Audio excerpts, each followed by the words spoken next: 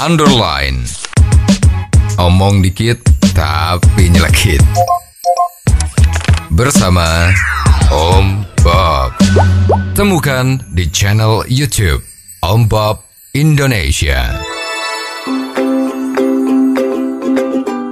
Om Bob, ada surat pembaca yang mengeluhkan bahwa dirinya berobat di Puskesmas Depok itu harus membayar sebesar 15.000. Padahal sudah disampaikan oleh Wakil Wali Kota Depok bahwa bagi siapapun warga Depok yang hendak berobat di Puskesmas yang bekerja sama dengan BPJS cukup pakai KTP saja. Bagaimana Om Bob menggarisbawahi masalah ini?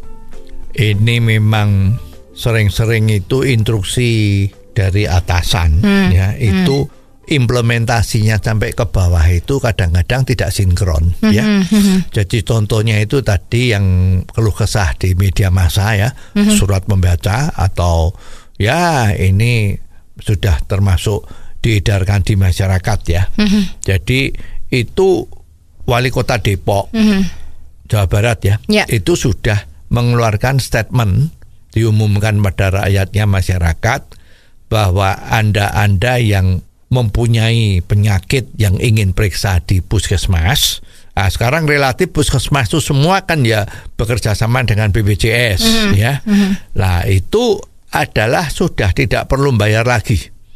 Cukup membawa KTP. Ya, kalau kemarin-kemarin itu kan juga masih harus bawa kartunya BPJS. Ya, nah sekarang karena teknologinya IT, teknologi informasinya sudah canggih. Nah, sepertinya di Depok itu sudah berlaku kan.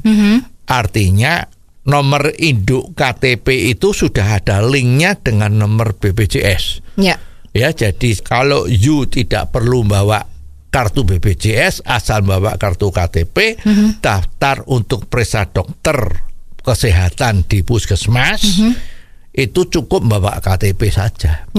Ya, ini kan hebat, ya. Nah, ini kan yang dari atas, ya. Ternyata ini keluh kesahannya adalah setelah dia mampir ke puskesmas untuk periksa, ternyata ya memang KTP itu berlaku, ya, tapi diminta uang 15.000. Ya, pada saat ditanyain, loh ini 15.000 buat apa? Katanya untuk biaya pencatatan. Ya, kita juga nggak ngerti nih kalau biaya pencatatan itu kok dikenakan 15.000 itu gimana?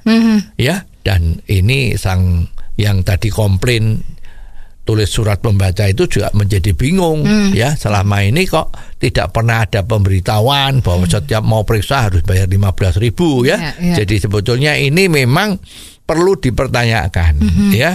Jadi jangan sampai rakyat itu merasa kena perang, ya.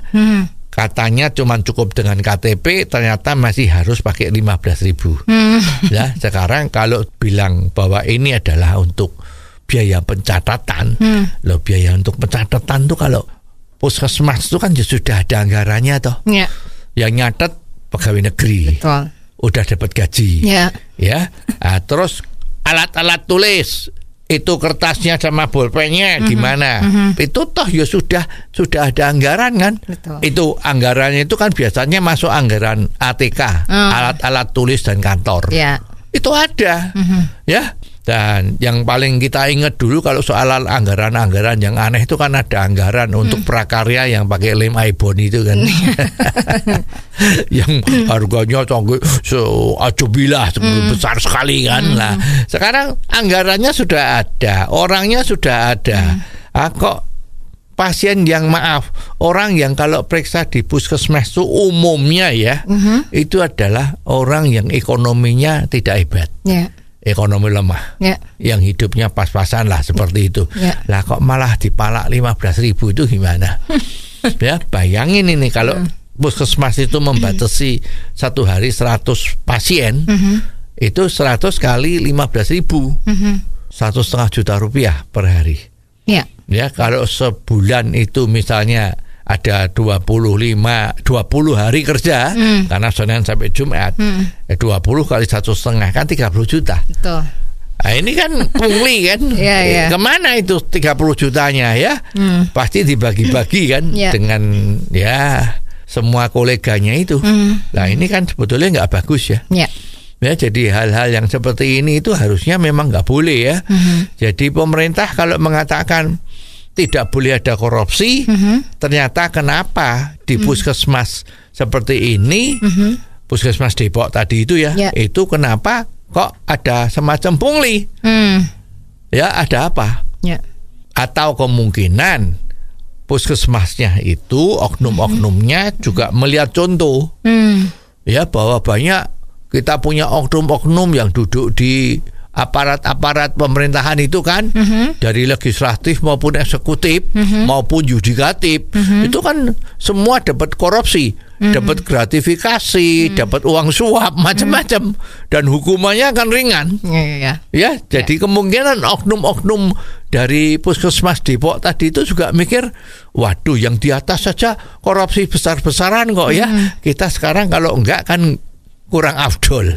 Ya, katanya kalau zaman edan kita tidak ikut-ikut edan, itu kan salah. Ya, jadi ini perlu ada satu early warning ya, bahwa korupsi di Indonesia, di tanah air kita yang tercinta ini memang sudah sampai ke akar bawah. Ya, ini kalau nanti kabinet baru atau presiden baru ini tidak bisa membasmi korupsi dengan benar, terus terang loh ya, kita khawatir Indonesia lama-lama bisa bangkrut. Oh, jadi begitu ya Om Bob. Jelas deh sekarang. Terima kasih Om Bob untuk waktunya. Sampai ketemu lagi di waktu yang akan datang.